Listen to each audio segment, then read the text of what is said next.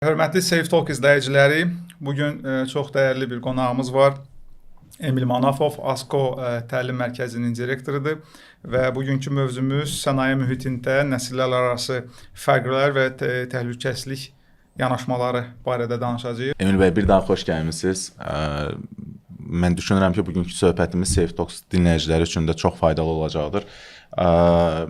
Ümumiyyətlə bizim Emil bəylə tanışdığımız çox əskiyə dayanır. Artıq 10 ildən yuxarıdır ki, bir dostluğumuz, tanışdığımız, iş mühitində çalışmağımız olub.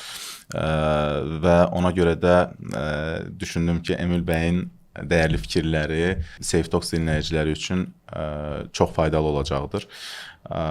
Emin bəy, ümumilikdə sənayedə nəsillər arası yaş fərqləri, fərqli nəsillərin əməyin təhlükəsizliyinə olan münasibətləri. Fərqli nəsillərin əməyin təhlükəsizliyinə olan münasibətlərindən danışacağıq. Mən sizin ASKO-nun təlim tədris mərkəzindən gəldiyiniz ilk tarixləri xatırlayıram.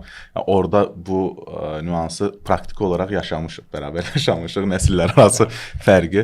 Elə oradan başlayaraq mən fikirlərinizi öyrənmək istəyərdim. Təşəkkür edirəm dəvətiniz üçün. Həqiqətən də çox maraqlı bir mövzudur. Belə bu dövrün xüsusiyyəti ondadır ki, yəni belə ilk dəfə 4 nəsil eyni vaxtda, eyni mühitdə yaşayır və çalışır. Bir sahədə çalışır və o nəslər arası fərqlərin burada idarə edilməsi çox mühüm rol oynayır. Xüsusilə də qısa bir faktdan başlayım.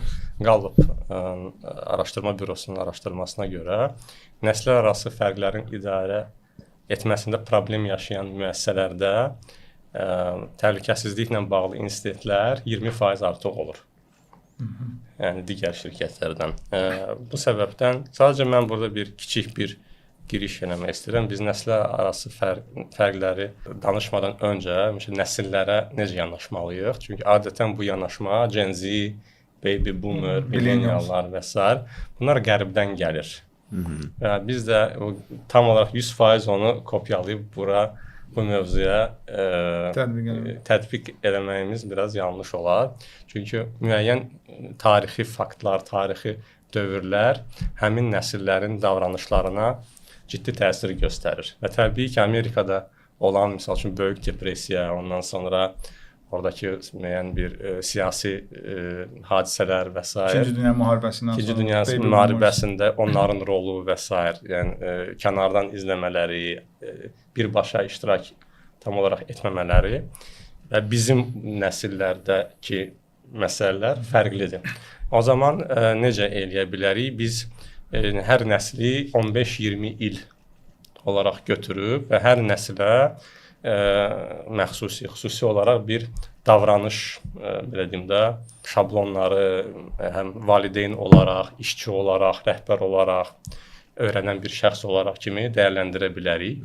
Amma həqiqətən də Orxan bəyin də dediyi kimi mən özüm millenial nəslindən olduğum üçün müəyyən çətinliklər də yaşamışam.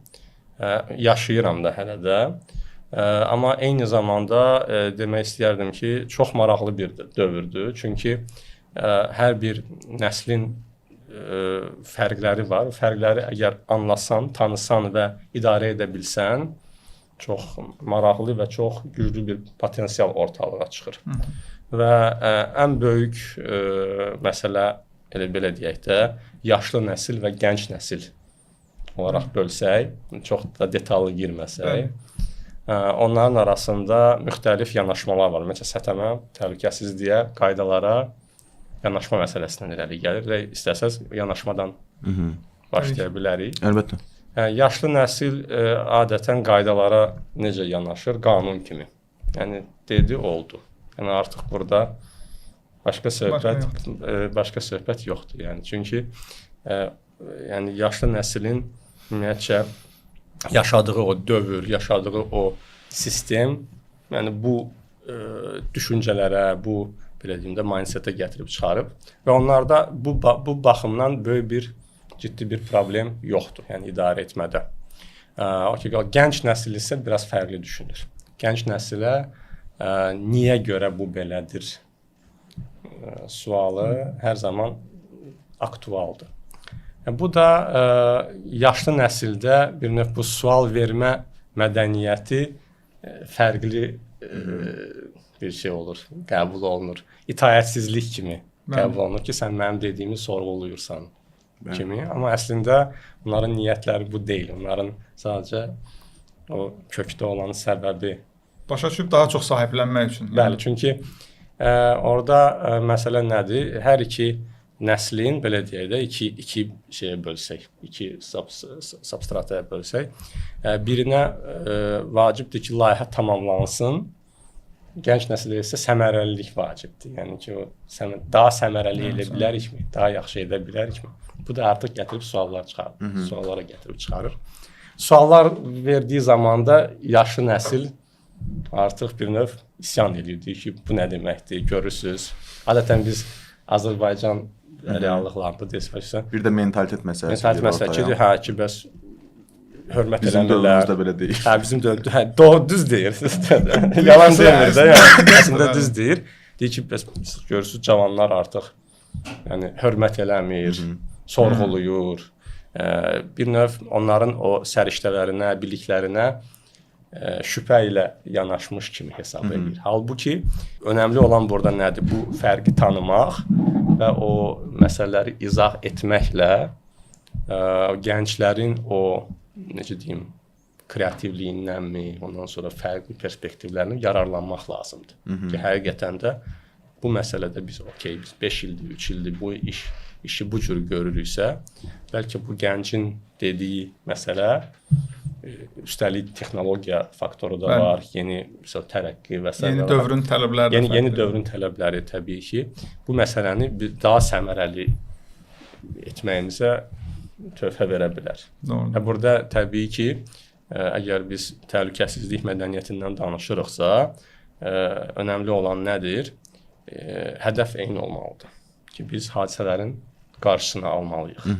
Hadisələr olmasın. Əgər hadisələrin qarşısını almaqda bu təklif olunan, belə deyək də, nəzarət meyarımı deyək, avadanlıq və s.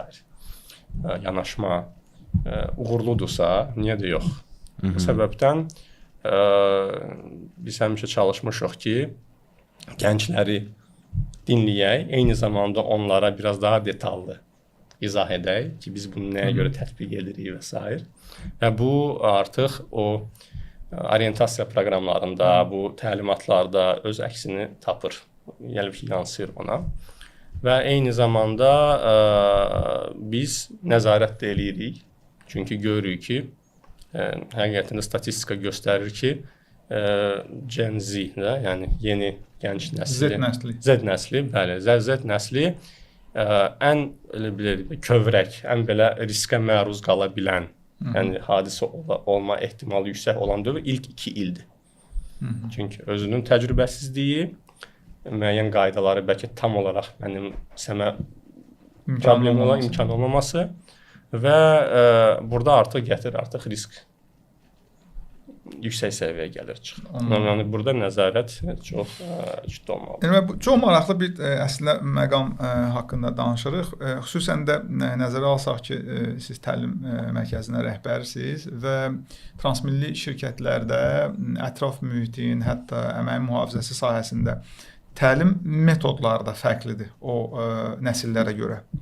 Məsəl üçün biz öz fəaliyyətimizdə də baxırıq ki, məsəl üçün yaşlı nəsil daha çox üzbəsurat deyirik də, oturub o təlimlərə üstünlük verir. Daha belə onlayn gedib bura klik eləsən, ona baxsın. Bunu daha çox əhəmiyyət vermirlər buna. Məsəl üçün əgər biz baby boomerlarla deyək ki, Z nəsli arasına baxdığımızda təlim metodikasında da ciddi fərq olması gərəkir hissiyatına gedirik. Məsəl üçün Z nəsli ilə işləyəndə daha çox online, gamification, belə oyunlu, online, daha çox digital, yanında daşıya biləcəyi, hər zaman ərişə biləcəyi, müstəqil vaxtında təlimi ala biləcəyi, buna daha çox fokuslular. Ancaq məsəl üçün millenniallar, daha çox baby boomerlar baxırsan ki, daha çox belə otur bax birə-bir mənə Face to izah elə. face, Hətta yəni. hands-on göstər mənə. Mən görüm o necə olur. Ancaq hər ikisinin də sonucu çox yaxşıdır. O elə gördüyü zaman möhkəm onu mənimsəyir və qavrayır. Digərləri də daha tez bir şəkildə mənimsəyir, qavrayır. O da öz metoduna görə. Bunu təlim prosesində siz necə hiss edirsiniz ümumiyyətlə və buna necə adaptasiya eləyə bilər deyə müəssisələr. Çünki fərqli metodlar gərəkdirir eyni təlim konteksti üçün. Gözəl sualdır. Təlim sahəsində 16 ildən artıq çalışdığım üçün çox sadə bir prinsipə çalışıram, riayət eləyim. Kim nəyə alışıbsa, onunla da getmək istəyir. Yəni belə deyək, həmin bu 60-cı illərdə belə deyim də anadan olanda olan bu baby boomerlər insanlar, bunların təlim təcrübəsi təhsillə bağlıdır. Yəni parta arxasında, məktəbdə və ali təhsil müəssisəsində. Və ondan sonra hər hansısa bir belə deyim təlim kombinatları edilir o vaxt. Yəni yenə gedir özü dərnəklər və s. orada özü olmalıdır, müəllim olmalıdır və ya belə deyim də məlumat mənbəyi ya müəllim, ya təlim ustası və ya kitabxanada hər hansı bir kitab. Bu. Bizim ən böyük problemlərimiz harda başlayır? Biz çalışırıq onları öz o alışdığı mühitdən çıxardıb tam fərqli bir mühitə salmağa. Məsəl üçün, həmin bu nəslin nümayəndələrini çıxardırıq, deyirik ki, gəl VR-a salaq səni. Orada artıq problem başlayır. Çünki bu adamın həqiqətən də biz baxsaq, xüsusilə ölkəmizdə rəqəmsal bacarıqları hələ o səviyyədə deyil. Və onun stresini yaşayır. Mən özüm şəxsən şahid olmuşam ki, adam az qalıb huşunu itirsin. Çox böyük stres yaşayır. Elektron Orhan bəy özü də şahid olub ki, yəni imtahan öncəsi insanlar elə bir stres yaşayır ki, maraqlananda ki, sənin dərdin nədir? Bunun mouse yəni. Adam gəmi idarə edir, amma mouse idarə etmək məsələsində. Yəni bu məsələ var. Növbəti yəni nəsil, bunlar artıq anadan olanda Gen Z-dən danışırıq da, artıq müəyyən rəqəmsal həllər var idi. Ölkəmizdə bəlkə o qədər yayılmamışdı, amma yenə də artıq iPhone çıxmışdı. Yox, iPhone çıxmasa 97 sayılır da. 97, 2012 belə. Yəni onlar artıq öyrəndikləri yəni artıq 5, 6, 7 yaşında olanda YouTube ortalığa çıxdı. Ondan sonra digər platformalar, yəni bizim kimi oturub televizorun qabağında cizgi filmini gözləmirdilər də. Yəni orada məsələ niyə görə mən bunu vurğulayıram? Yəni istədiyi anda kontent əldə edə bilir. Bəli. Amma ki ondan əvvəlki dövrlərdə, nəsillərdə belə bir jurnallara ancaq necə deyim, lüks deyirəm də, bu əslində çünki bu lüksdür. Yəni hələ bu günə qədər elə bir ən gözəl dövrdə yaşayırıq da bu baxımdan. Və önəmli olan burada hər iki nəsilə uyğun təlim formatlarını dizayn etməkdir. Təbii ki, burada hər zaman ağ-qara demək olmaz.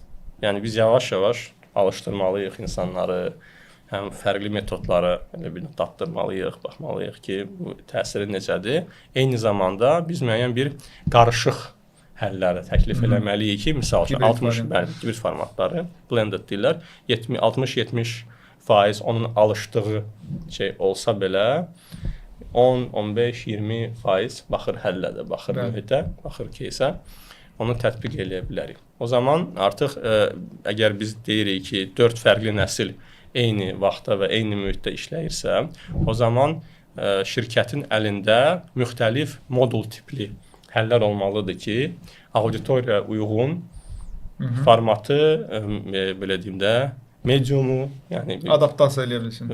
Təklif eləsin. Və təklif eləsin bir media kitabxana qisminin şəklindəmi və s. ki, artıq özünə uyğun olanı seçsin və hədəf amma eyni olsun. Yəni nail olduqları o müəyyən bilik səviyyəsi, bacarıq səviyyəsi şirkətin minimum tələblərinə uyğun olsun. Müəllim şeydir, bağlır söhbədə. Yer qoymuş. O qədər qəşəng izah verirsən ki, adam dərinliyə düşə bilmir. Emil bəy, deməli, fərqli nəsillər arasındakı tədrisdə, təhsildə olan fərqliliklər, belə deyək də, onların assimilyasiya məlumatı qəbul etmə deyək ki, metodlarından bəhs etdik və orada aralarında fərqlilikləri görürük. Yəni, bu açıqdır. Xüsusən də baby boomerlarla Gen Z arasında indi alfada var səhv eləmirəmsə, bir sonraki alfada deyəsən, onlar da tamam alfa deyəsən hələ işə başlamayıb. Hələ başlamayıblar onlar. Onlarda da hələ necə olacaq maraqlıdır. Bir də çox önəmli olan məsələ bunların tabeçilikləri necədir? Ümumiyyətlə qaydalara. Çünki biz əməyin mühafizəsi sahəsinə baxdığımızda biz baxırıq ki, məsələn, köhnə nəsil, yeni nəslə biz ayırdıq da. Köhnə nəsil kitaba görə hərəkət eləməyi üstünlük sayır, amma əməyin mühafizəsi məsələsi gəldiyində əşi məsələsi var da, əşi heç nə olmaz, bu var. Gənc nəsil safety məsələlərinə, belə deyək də, əməyin təhlükəsizliyi, ümumiyyətlə psixoloji təhlükəsizliyi, ümumiyyətlə özlərinin ortamı, bulunduqları yerlərin təhlükəsizliyi məsələsinə daha çox düşkündürlər. Onlar əmniyyət istəyirlər, daha rahat, daha güvənli olmaq, daha çox komfort istəyirlər. Və sənayedə ümumiyyətlə bunun belə deyək də, gözləntilərin idarə olunması məsələsi çıxır ortaya. Biz bir nəsil var çalışdığımız, hansı ki kitaba, qaydalara uyğun olaraq hər şeyi anlayır. Onun qəbul eləmə məlumatı metodu başqadır, amma icraat gəldiyində, çünki qəzaların bir çoxuna baxdığımızda da bilməyən adamlar yox, bilən adamların qəzalarıdır. Statistikaya biz baxdığımızda baxırıq ki, operator 6 ildir işləyir, işlədiyi makinada bütün problemləri bilir, amma barmağı bildiyi yerdə qalıb kəsilibdir. Bu reallıqdır, bu statistikalar... Əminlik yaradır da. Bəli, bir orada overconfidence da, daha çox belə özünə güvən və əminlik, aşırı əminlik yaranan bir metod. Amma gənc nəsildə elə deyil. Gənc nəsildə biraz tamam fərqlidir. Çünki biz onların arasındakı fərqliliklər deyək də, fərqliliklər var. Biz onu görürük. Sizin bu, məsəl üçün, təhsil, tədris mexanizmində onların qəbul eləmə, tabeçilik, bax, biraz kiçik, biraz danışdınız oradakı, məsəl üçün, sorğulama bu məsələsi var. Ümumiyyətlə, aralarındakı o fərqi necə görürük? Məsəl üçün, onlar tabeçilik göstərir, deyilən belə də müəllim qaydası var. Bizim təhsil bir nəfər danışırdıq, deyirdi ki, təhsil dünya 100 ildə çox dəyişibdir, amma tədris metodikası hələ də dəyişməyir. Sadəcə bu təbaşirdən digitala keçmişik, o qədərdir. Burada necə hiss edirik biz onları? Nə qədər əhəmiyyət verirlər və belə deyək, oturub dinləmə, qəbul eləmə, ciddiyə alma. Çünki bilirsiniz də, universitetlərdə də dərsin ortasından qalxıb gedir. Gen-Z'də belə bir şey var, amma milleniallar düşünmürəm, elə bir şey eləyərdilər və yaxud da baby boomer eləyərdi. Bu məsələlərdəki, məsəl üçün, nələr etmək olar ki, onlar məsələni, kontenti qəbul eləsinlər, məsələni ciddi qəbul eləsinlər və oradakı o digər qrupla olan aradakı o fərqlər pozğunçuluq yaratmasın ümumi iş üçün. Maraqlı sualdır. Ümumiyyətcə, bu suala cavab vermədən öncə mən həm də ki, fürsətdən istifadə edərək bildirmək istəyirəm ki, biz STM sistem olaraq yanaşmalıyıq. Yəni, işçinin hər hansı bir yerdə fərqi yoxdur.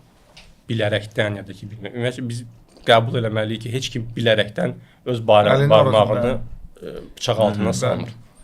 Yəni olan ya o öz güvəndən irəli, amma biz baxmalıyıq ki, sistem necə işləyir. Mən ümumiyyətlə sistemli yanaşmanı hər zaman üstün tutmuşam və hər hansı bir hadisə baş verəndə sistemdə xəta axtarmışam, insanda yox. Çünki hara baxsan, hətta o işə götürən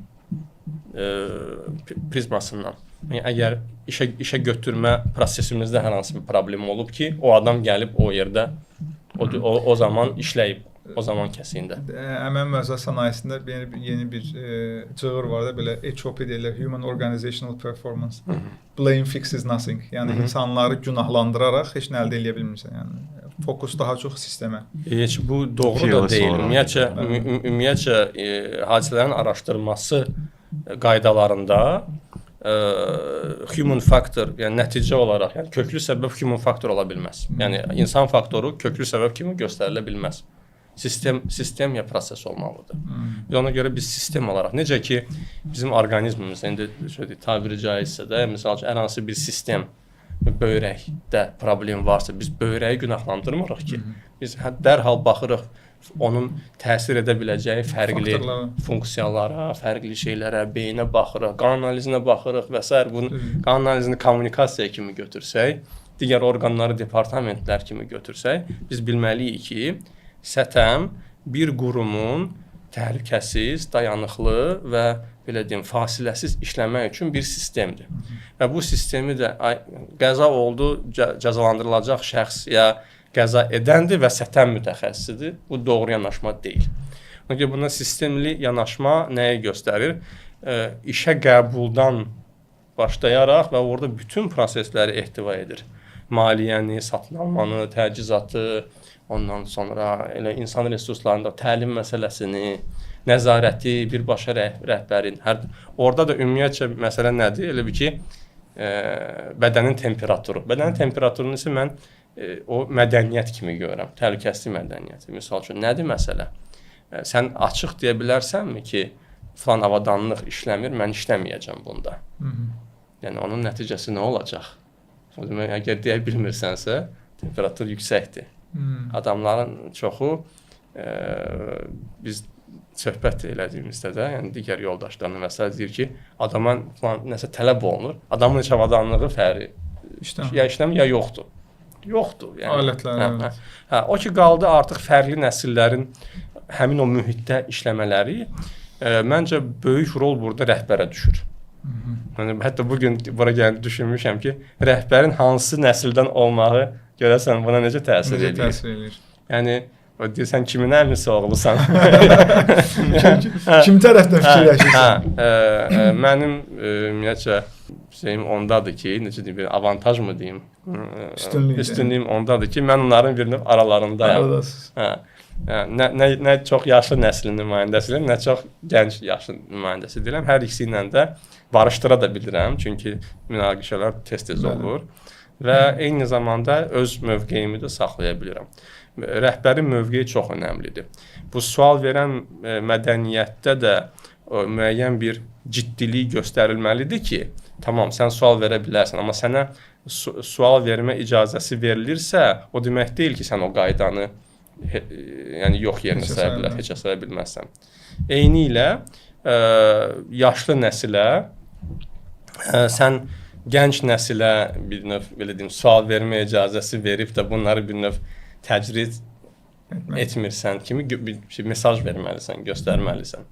Yəni, rəhbər işi bu baxımdan çətindir. Fiziki işi çox olmasa da belə, amma ki, bu incə məqamların balanslaşdırılması rəhbərin üzərinə düşür. Fikir verin, gənc nəslin artıq düşündüyü məqamlar nədir? Emosional sağlamlıq, yəni emotional well-being, ondan sonra daha çox coachluq istəyir, daha çox mentorluq istəyir. Yəni, qərbdən gələn bütün bu praktikalar nəslin istəkləridir, tələbləridir.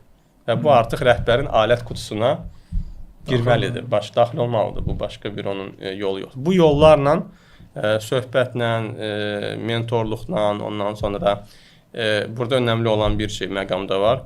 O yaşlı nəslin o təcrübələrini necə yaxşı bir şəkildə o gənc nəsilə ötürmə mexanizmi. Bu həm maraqlı bir prosesdir, amma eyni zamanda da çağırışdır, çətin bir prosesdir. Yəni, bunu hər ikisini balanslaşdırmaq, çünki əsas məqsəd rəhbər bilməlidir ki, onun əsas məqsədi dayanıqlı, təhlükəsiz bir mühit yaratmaqdır. Belə deyək də, başımıza gələcək xoş bir çağırışdır, nice challenge to have. Həm təbii ki, nice challenge, çünki günün sonunda heç bir, istər yaşlı, istər gənc istəmir ki, onun başına bir iş gəlsin, ya da yaxınının başına bir iş gəlsin. Hətta həmkarının başına iş gəlməsini istəmir.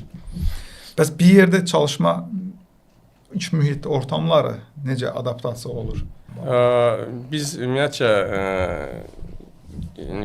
gəmiçilik şirkətində bunu çox görmüşük. Çünki orada 2013-cü ildə sahildən uzaqdılar da. Bizim rəhbərimiz yeni komandanı təqdim eləyəndə köhnə komanda bir növ onu ehtiyatla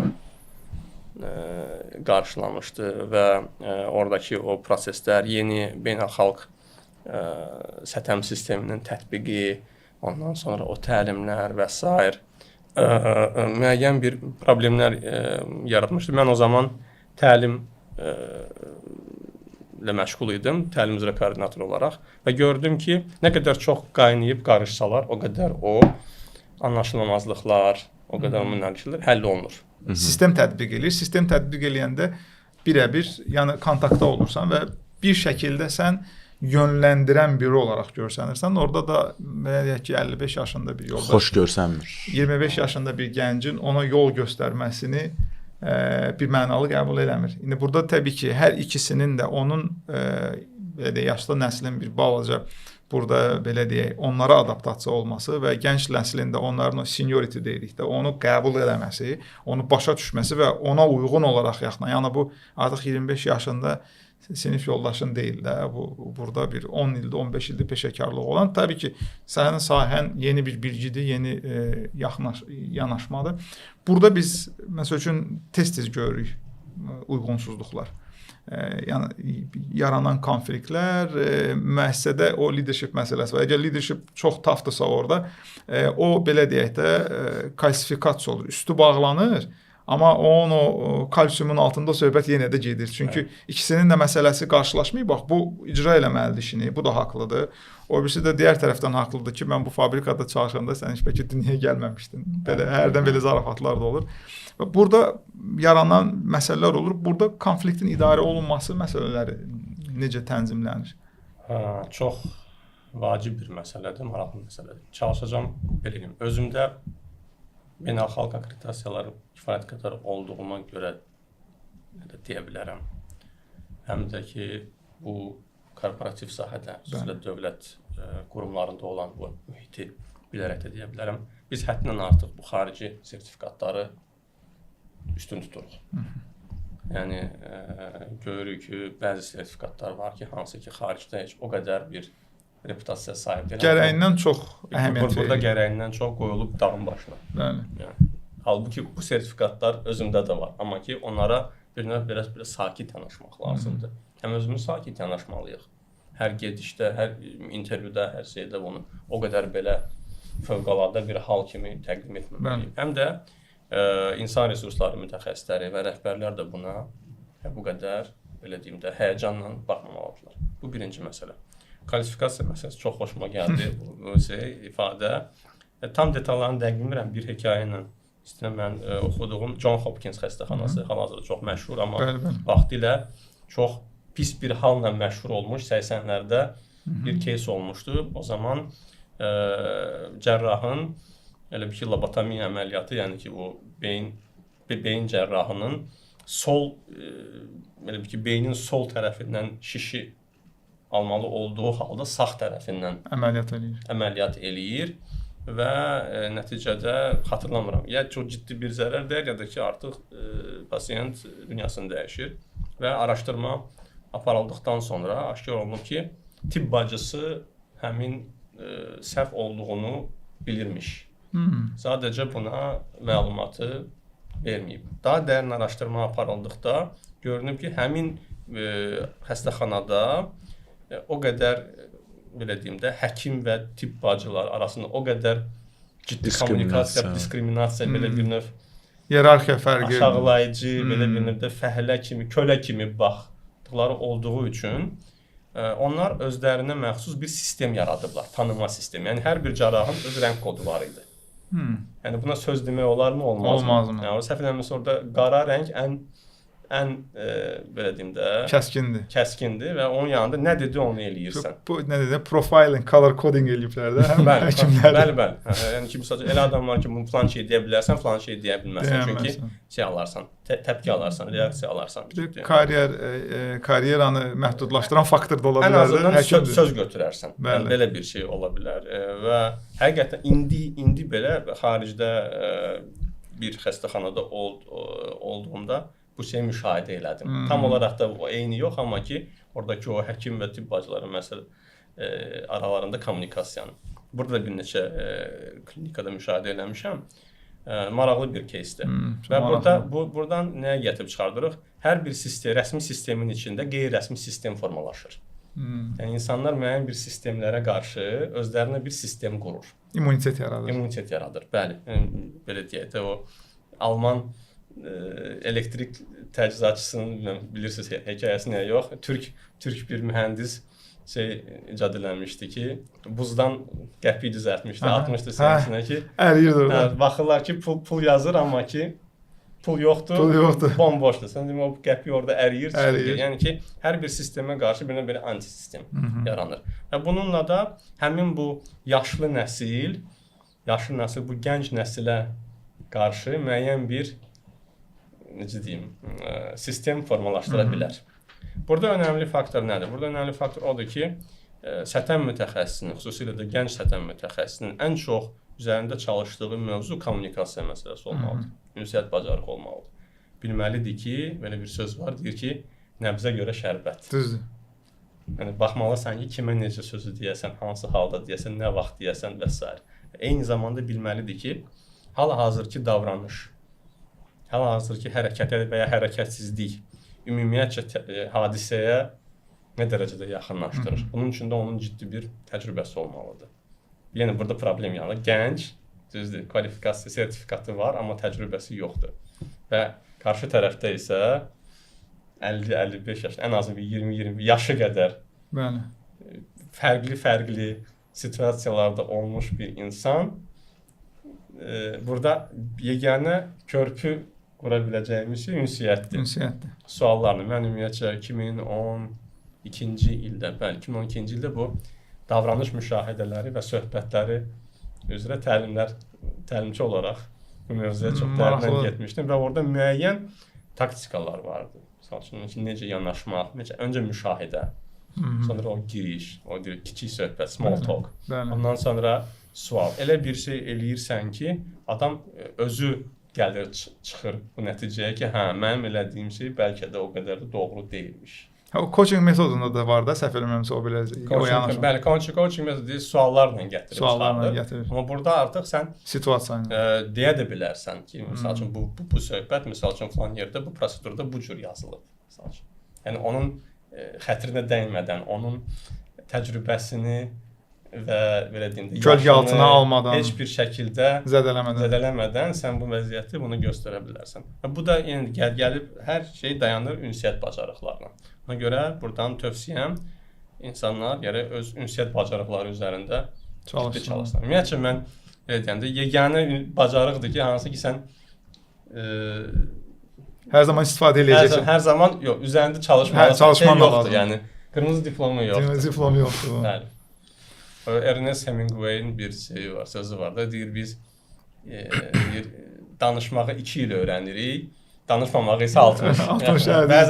Bəzən bəzi sözü deməməli. Əslində görürsünüz də, deyir danışmaq gümüşdürsə, susmaq qızıldır. Əslində çox dərin bir mənası var əslində. Elədir, səthəm kontekstində sadəcə bunun fərqini biz bilməliyik. Düzdür. Burada da danışmamaq bəzən yenə də o sistemin belə deyim də o sağlam olmaması gətirib çıxarda bilər. Çünki rəhbər olaraq biz tam olaraq bütün problemləri bilə bilmərik. Ümumiyyətcə ən böyük şirkətlər çalışır o vertikal kommunikasiyanı yaratsın ki, fəhlədən birbaşa CEO-ya bir növ kanallar olsun. Burada indi bəlkə görmüsünüz qaynar xəttlər, konfidensial kanallar və digər bütün bu şeylər var. Amma yenə də nə qədər desələr ki, bu konfidensialdır, insan hardasa beynin müəyyən bir hissəsində fikirləşir, görəsən mənə nə olacaq buna görə.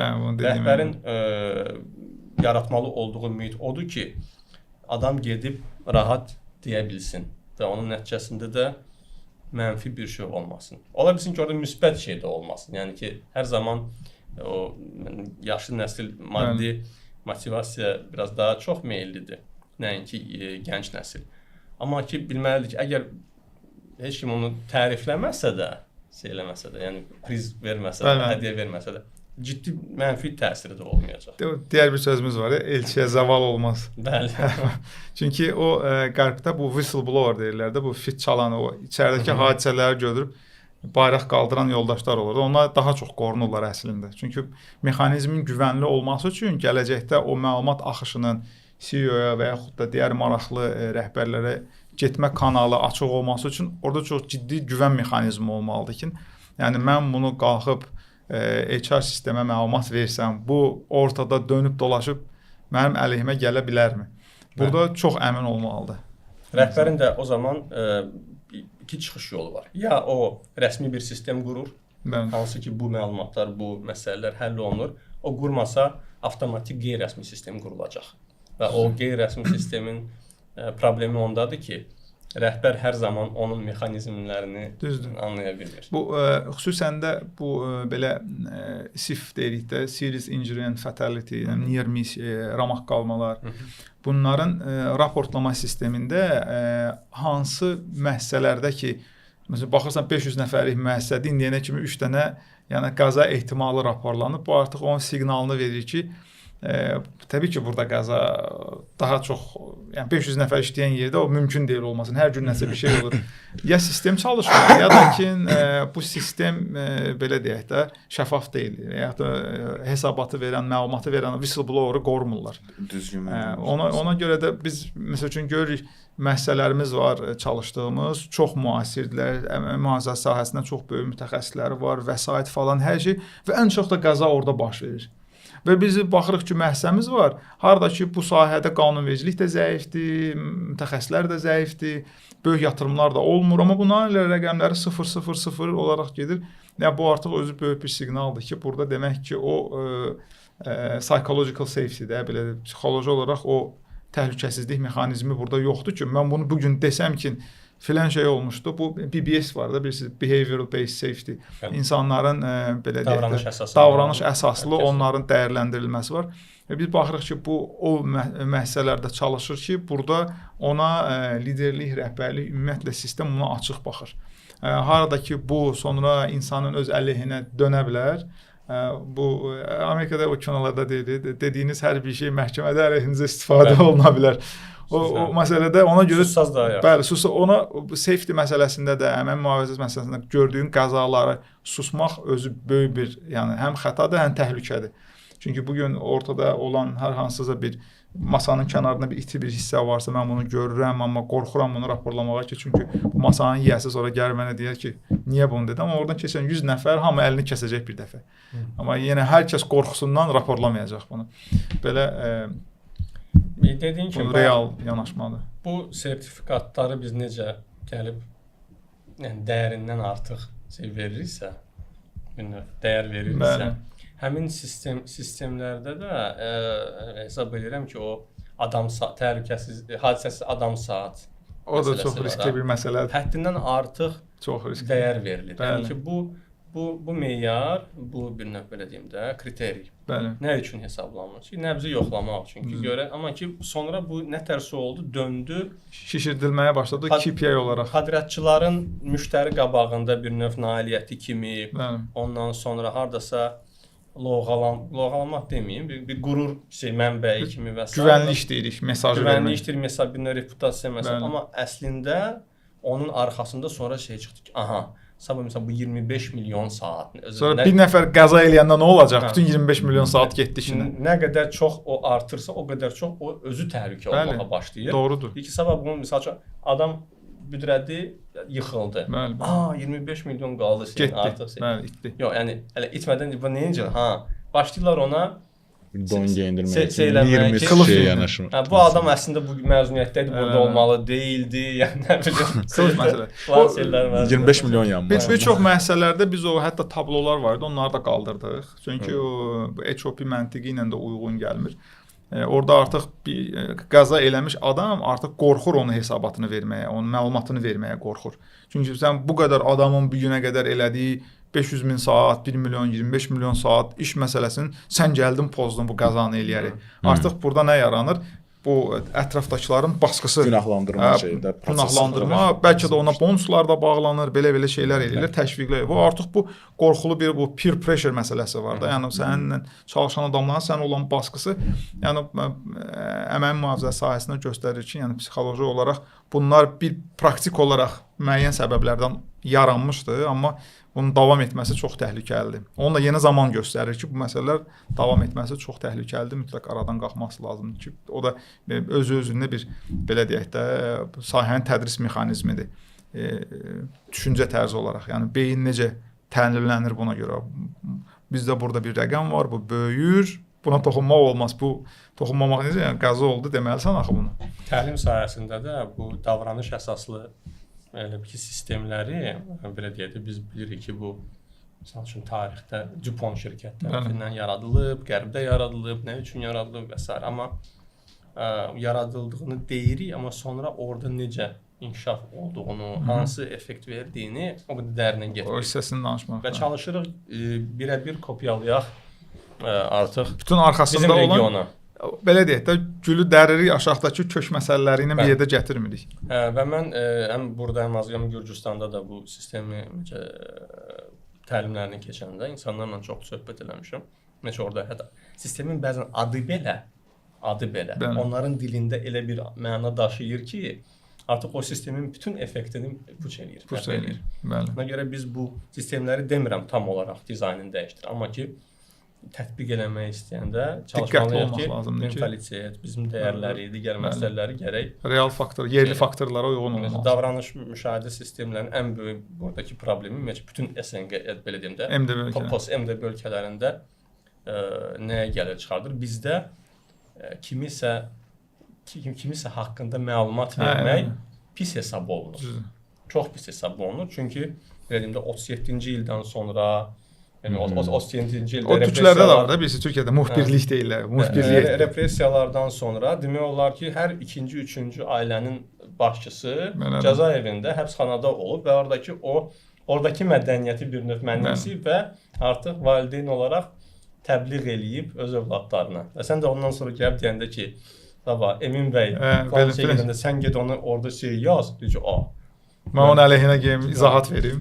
Belə bir məsələlər gəlir bu sistemin səmərəliliyini sıfıra endirir. Bir də çox ciddi müəssisələrdə düşünürəm ki, STM polis rolunu oynamağa çalışır. Bu da şirkətin rəhbərlərindən asılı olan bir məsələ olur da. Rəhbərliyin STM-ə yanaşması məsələsi olur. Bir də belə bir şeylər müşahidə edirik. Əfsuslar olsun ki, həm də ciddi və böyük bir şirkətlərdə STM sanki kimisə günahlandırma, hansısa bir reportu tutma, hardasa nəyisə müşahidə edib rəhbərliyə çatdırma funksiyasını yerinə yetirir və bu da rəhbərliyin tələbi üzərinə olunur. Onları necə dəyişə bilərik? Hansı formada inkişaf etdirə bilərik? Yəni bunlar mən elə başa düşürəm ki, o şirkətlər təlimə də gedir, təlim də alır, konsultasiya da alır, amma rəhbərliyin mindseti dəyişmədiyi üçün aşağıdakılar da gedib aldıqları təlimləri şirkətə inteqrasiya edə bilmirlər. Maraqlıdır. Məncə burada rəhbərin rolundan əlavə bir də həmin STM departamentinin rəhbərinin böyük rolu ola bilər. Çünki STM departamentinin, STM funksiyasının rəhbəri birbaşa rəhbərə tabedir, adətən də olmalıdır. Və onun gəlib necə təqdim olunması, mən misal üçün belə bir şeyə rastlaşmamışam ki, rəhbər özü deyir ki, STM-ə ki, get polis kimi, hamısı kimi tutduğunu gətir. Əksinə, rəhbərə nə lazımdır? Rəhbərə lazımdır ki, hadisəsiz, qəzasız işlər geçsin. Çünki müəyyən əksər bütün şirkətlərin əsas missiyası, funksiyası müəyyən bir gəlir əldə etmək, dayanıqlı, qəzasız, hadisəsiz bir fəaliyyət yürütməkdir. Burada artıq departament rəhbərinin, STM funksiyanı rəhbərinin burada nə ola bilər? Yanaşması, biliyi, bacarığı, yəni səriştəsi. Yanaşması da, xasiyyəti, elədir. Və burada biz fikirləşməliyik ki, rəhbərin nə dərəcədə STM haqqında anlayışı var. Ki, ona gələn yanaşma, məsələ, əgər rəhbər STM-in həqiqətən də real funksiyasını, real faydasını bilirsə, ona gələn bu cür yanaşmalar geri çevriləcək. Özü deyəcək ki, buradan, çünki o rəhbər anlayır ki, necə ki, misal üçün, dövlətdə də polis sistemi var, düzdürmü? O demək deyil ki, cinayət sıfır səviyyədədir. Yenə də insanlar var ki, hansı ki, qanuna zidd gedir, hansı ki, cinayət törədir və s. Eyni ilə müəssisələrdə əgər müəyyən bir polis nəzarəti sistemi varsa, bayaq dediyim kimi o qeyri-rəsmi sistem yaranır və həmin o polis nəzarətini, deyim də, sətəm nəzarətini müəyyən bir yolla keçib gedəcək. Niyə? Elə çox bir faktor var. Sətəm mütəxəssisinin işçilərə olan nisbəti nə qədərdir? Birə nə qədərdir? Yəni adam bir nəfər neçə nəfəri 50 nəfərə qədər, 50 nəfərdən 50, yuxarı 100 artıq. Qanvericiliklə götürəndə 5 olsa yetər. Yəni düzdürmü? Çünki birinə fikir versən qalan 4 nəfər çox. Elə sətəm mədəniyyətinin ümumiyyətcə funksiyasını anlayan insan bilir ki, sətəm mədəniyyəti onun üçün qurulur ki, biz sizə nəzarət etmədikdə siz necə işləyirsiniz, onu təkmilləşdirək. Yəni mədəniyyət nədir? Yəni sənin heç kim tərəfindən sən nəzarət olunmursan, heç kim sənə baxmır, heç kim səni görmür, sən özünü necə aparırsan, necə işləyirsən. Sətəm mədəniyyəti odur. Yəni, təbii ki, hər bir yanımda sətəm mütəxəssisi olsa, mən də çalışacağam ki, hər şey belə dəqiq olsun və s. Amma olmayanda nə olur? Elə hadisələr də sətəm mütəxəssisinin orada olmaması nəticəsində olur. Olubmu ki, sətəm mütəxəssisi ola-ola üçün qəza baş verir. Mən sətəm mütəxəssisinin səriştəsini, kvalifikasiyasını sorğulayardım. Adətən insanların tək olduqda ya da nəzarətsiz bir bölgədə, ya da hansı bir avadanlığın yanında və s. müxtəlif səbəblərdən baş verir. Burada polis nəzarəti məncə bir növ özünü aldatmaq kimi bir şeydir. Çünki sən işçi sayı qədər bu polis nəfərləri, sətəm mütəxəssislərini təmin edə bilməzsən. Kameralar sənə bir şey verməyəcək. İnsanlar gec-tez alışır o şeylərə, o kamera nəzarətinə. Artıq sən hadisə baş verəndən sonra o video görüntüləri baxa bilərsən. Çünki o kameraları orada yerləşdirsən belə, sən o nəzarət edənlərin sayını artırmalısın, gecə-gündüz onları nəzarət etsən. Səmərəli deyil. Və artıq etibarlılıq məsələsi var. Dediyim kimi, orada o işləyən yaşlı nəsil xüsusilə o şeylərdən inciyə bilər ki, mən bu qədər burada işləmişəm, mənə etibar yoxdur, kamera qoyulub. Gənc nəsil zaten sorğulayandır. O da sorğulayacaq. Düzdür, onu izah eləmək olar ki, məsələn, texnoloji alətlərdən istifadə olunur ki, insanlar digər işlərlə məşğul olsun. Amma orada sənin önəmli niyyətin olmalıdır. Sən əgər bir məsələni avtomatlaşdırırsansa, hansı bir nəzarət meyarı qoysa, sən bunu izah eləməlisən ki, mən buradan boşalan resursu sənin daha yaxşı işləməyin üçün, sənin üçün daha yaxşı şərait yaratmağın üçün sərf eləyəcəm.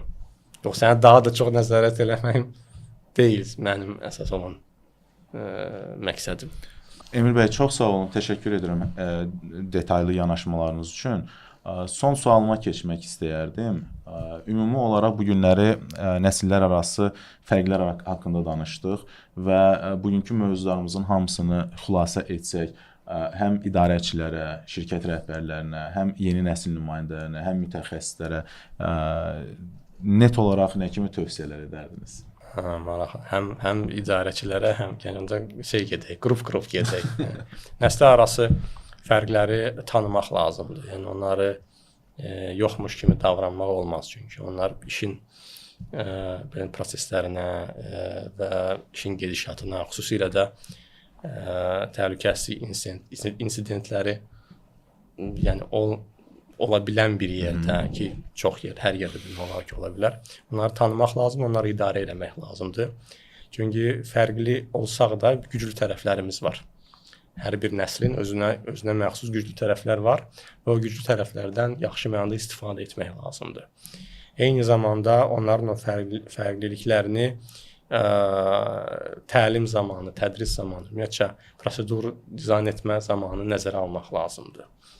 Və gənc mütəxəssislərə özlərində ciddi çalışmaq və yaşlı nəsildən öyrənməyə çalışmaq lazımdır. Eyni zamanda yaşlı nəsilə öz biliklərini mümkün qədər ötürmək lazımdır və rəhbərlərin burada da böyük rolu var. Elə bir sistem qurulmalıdır ki, yaşlı nəsildən formal bir şəkildə, yaxşı bir şəkildə o təcrübə ötürülsün.